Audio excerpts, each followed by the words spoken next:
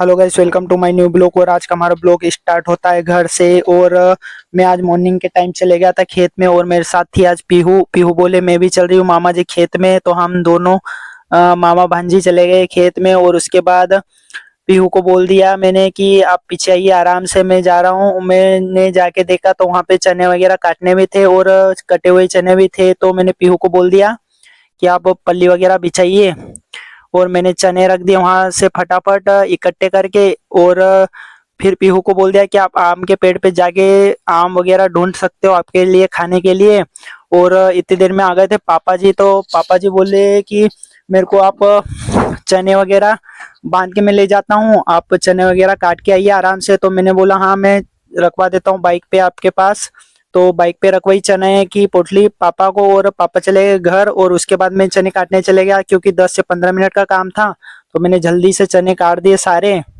और उसके बाद मैं चले गया था मूंग देखने के लिए, क्योंकि साइड में खेत में हमने मूंग बोए हुए थे। मैं बहुत दिन से खेत में आया नहीं हूँ आज, तो पानी वगैरह देखने चले गया था मैं, कैसे क्या चल रहा है। पापा जी ने बोला था आप पानी वगैरह भी देख लीजिए और उसके बाद आना घर। उसके बाद पानी वगैरह देखने के बाद मैं ले गया था पीहू को साइड में अंकल जी के खेत में, जहाँ पे आम का पेड़ था। तो मैंने सोचा क्यों ना यहाँ पे अपने आम के पेड़ पे तो आम नहीं है, लेकिन साइड में अंकल जी के खेत में जाके देखते हैं आम के पेड़ पे हो तो खा लेते हैं, नहीं तो वापस से चलते हैं घर। लेकिन आम तो नहीं दिखे, लेकिन अंकल जी ने ककड़ी वगैरह लगा के रखी थी। तो मैंने सोचा क्यों ना ककड़ी खाई जाए ताजी वाली, मस्त बढ़िया तरीके से, क्योंकि हरी दिख भी रही थी और खाने में मजा भी आ रहा था। छोटी छोटी ककड़ी थी, लेकिन पीहू बोले मेरे को ककड़ी वगैरह नहीं खाना है, पसंद नहीं है मेरे को ककड़ी। तो मैंने सोचा क्यों ना बच्चों के लिए रखी जाए ककड़ी। मैं तो खा रहा था लेकिन पीहू को नहीं जम रही थी, तो थोड़ी सी ककड़ी हमने बच्चों के लिए रख ली। और इसको बाद मैंने पीहू को बोला कि आप बाइक के पास जाइए, मैं बाइक की चाबी लेके आता हूँ, जो कि आम के पेड़ के पास रखी हुई थी। मैं वहीं पे भूल गया था, सुबह सुबह आया था। तो मैंने सोचा कि जाएंगे तो इधर से ही, तो फिर मैं चले गया आम के पेड़ के पास बाइक की चाबी लेने के लिए, और पीहू के पास पहुंच गया फटाफट बाइक के पास। और बाइक लेके हम आ गए दोनों दोनों मामा भांजी घर की ओर, क्योंकि पीहू को लग रही थी भूख बहुत जम से। तो 5 मिनट में हम घर आ गए, क्योंकि हमारे खेत में पास में ही है, ज्यादा दूरी पर नहीं है खेत। तो पीहू घर आने के बाद बोल रही थी कि मैं ककड़ी खाई वगैरह, बच्चों को चिढ़ा रही थी। उसके बाद मैं लेट गया सोफे पे मस्त बढ़िया तरीके से, और बच्चे देख रहे थे कार्टून। और मैंने सोचा कि चेंज करेंगे तो बच्चे रोएंगे, इसलिए मैंने सोफे पे लेट के आराम वगैरह मस्त बढ़िया तरीके से किया। उसके बाद दोस्तों को कॉल किया, उसके बाद मैं चले गया धामनोद, क्योंकि एक सिम सेव करना था। और कस्टमर बार बार परेशान कर रहा था मेरे को, क्योंकि मैं 2-3 दिन से डेली बेसिस पे बाहर जा रहा था बालसमंद, तो काम नहीं हो पा रहा था। तो मैंने सोचा क्यों ना आज इनका काम कर देते हैं। तो मैं चले गया था मंगल नगर धामनोद में, और इनका सिम सेव कर दिया मैंने फटाफट से। बहुत देर तक तो कॉल नहीं उठा रहे थे, उसके बाद 10 से 15 मिनट लेट हो गए हम।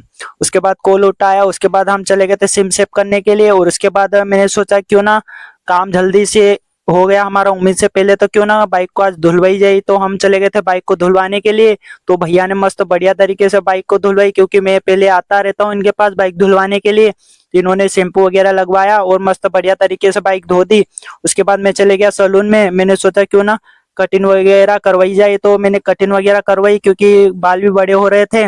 और डाई वगैरह भी करवा ली, क्योंकि बाल भी सफेद भी हो रहे थे हल्के हल्के। तो भैया पहचान के थे, वो बोले करवा लीजिए आप। उसके बाद मैं चले गया था पेट्रोल डलवाने के लिए, क्योंकि बाइक में हो रहा था पेट्रोल कम। और पेट्रोल डलवाने के बाद हम दोनों भाई आ गए घर की ओर मस्त बढ़िया तरीके से। उसके बाद 2-3 घंटे लेटने के बाद ड्राइवर साहब आ गए, तो वो बोले मेरे को आप नदी पे छोड़ दीजिए। भैया तो थे नहीं, तो मैं उसको चलने छोड़ने चलेगा नदी पे, क्योंकि हमारे ट्रैक्टर एक वहीं पे खड़ा था, उसको लाना था घर पे। तो यहाँ पे सोनू भैया खड़े थे, उनके पास टाइम पास करने लग गया मैं 2-3 घंटे। उसके बाद मैं वापस से घर आया, मम्मी कुछ काम कर रहे थे और बच्चे वगैरह मस्ती वगैरह कर रहे थे, दोनों हारी और वीर।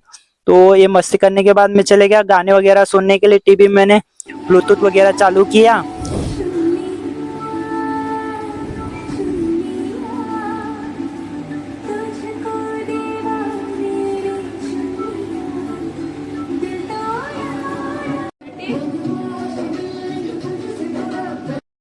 गाने वगैरह सुनने के बाद मैंने वापस से दोस्तों को कॉल किया और हम दोनों भाई चले गए धामनोद, क्योंकि अनिल भैया का वाईफाई बंद हो गया था भारत ढाबे पे। तो वहां पे पहुंच गया फटाफट से मैं जल्दी, और अनिल भैया का बैलेंस हो गया था ड्यू वाईफाई का, तो उन्होंने डाला नहीं था और उनका बिल आ गया था 2100 रुपये। तो वो बोले कि मैं बिल वगैरह नहीं डालने वाला हूँ, आप तो दूसरा वाईफाई लगाइए। मन को ठीक है। फिर मैं चले गया नरेन भैया की दुकान पे। उसके बाद शाम के टाइम आ गया घर। आज के ब्लॉग यहीं पे समाप्त होता।